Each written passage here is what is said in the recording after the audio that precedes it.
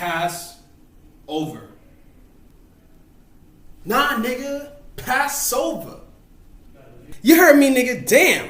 Passover. You like that, right? You guys like that? Rate my acting skills from 1 through 10 in the comments. Let's get in this video.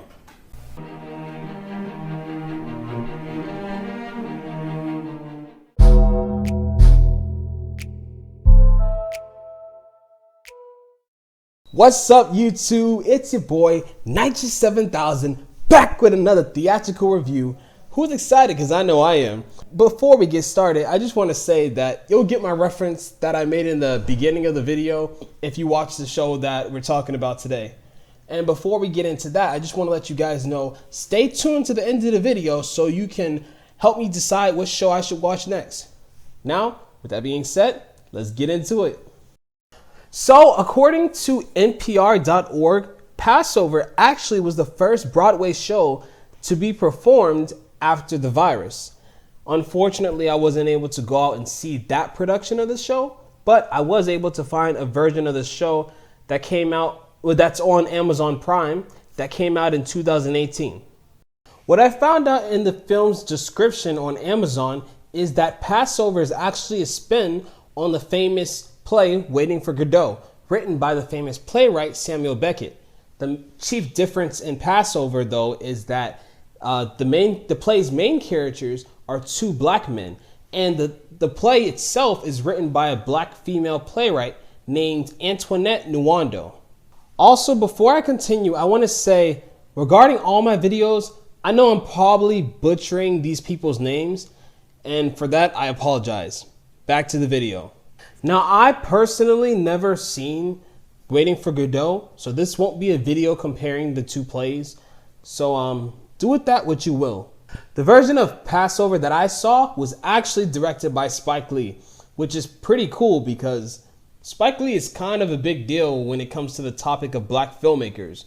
For those of you who don't know, Spike Lee made many famous, more traditional films such as Malcolm X, School Days, or something that came out more recently, Black Klansman.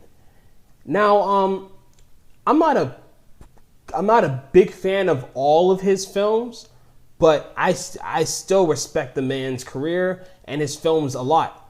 Moreover, I never knew he directed a play before. Anywho, this play stars 4 actors. Firstly, Julian Parker and John Michael Hill, who play the play's main protagonists, Kitch and Moses.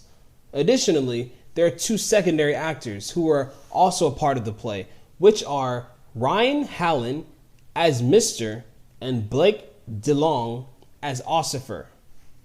The plot of Passover is 2 black friends, a man named Kitch and a man named Moses, try to overcome their circumstances and leave their block.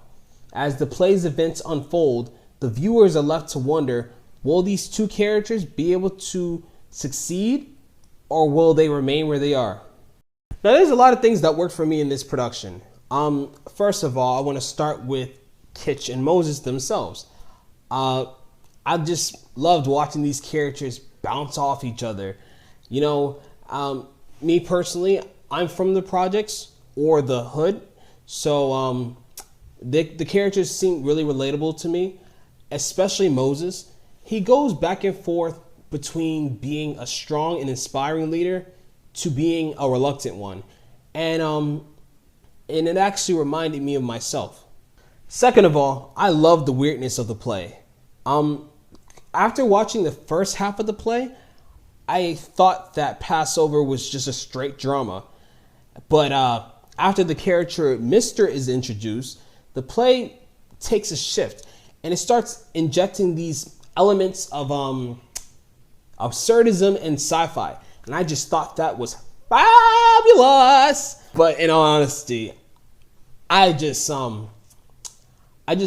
really thought that was cool, and I think the playwright Antoinette Nwando did a brilliant job of injecting these elements from other genres into her world really well. And lastly, the provocative ending was,